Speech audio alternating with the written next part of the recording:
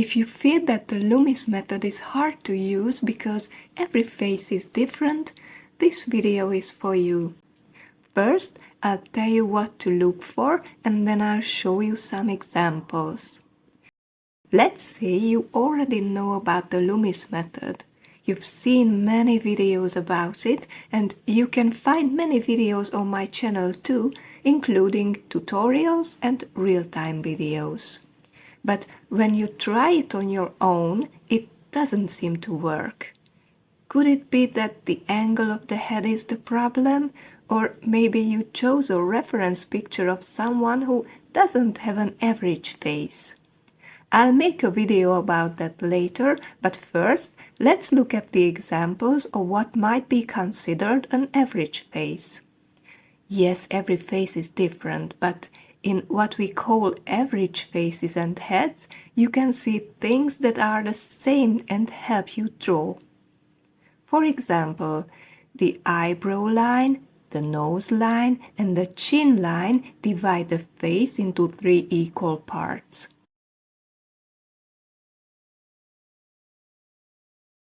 The eyes are positioned in the middle of the head.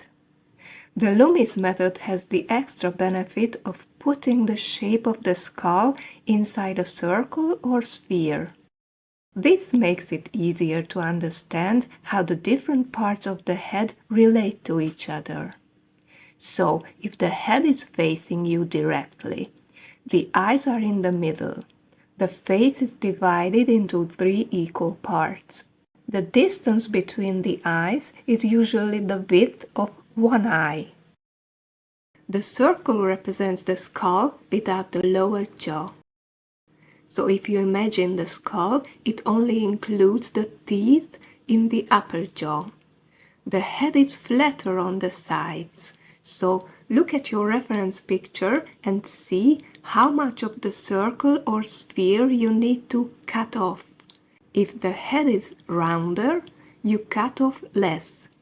If it's longer, you cut off more. Look at the space on either side of the eyes and see if the head is about 5 times wider than the eyes or less. If the head is turned and not facing you directly, which is more common, the Loomis method will still help, but the most important thing is to carefully observe your reference.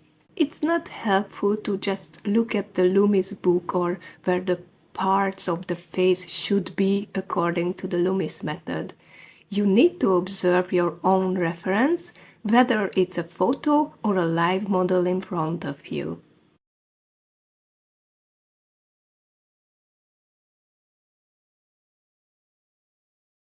So your job is to find these things on your reference: the brow line,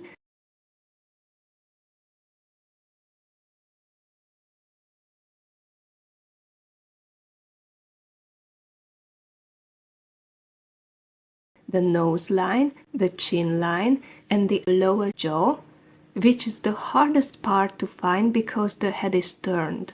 Also, try to find that smaller circle or oval shape that includes the ear and shows how flat the side of the head is. I have a video on my channel about how to draw this ellipse and how big it should be. Yes, it's not easy at first, and it takes a lot of practice.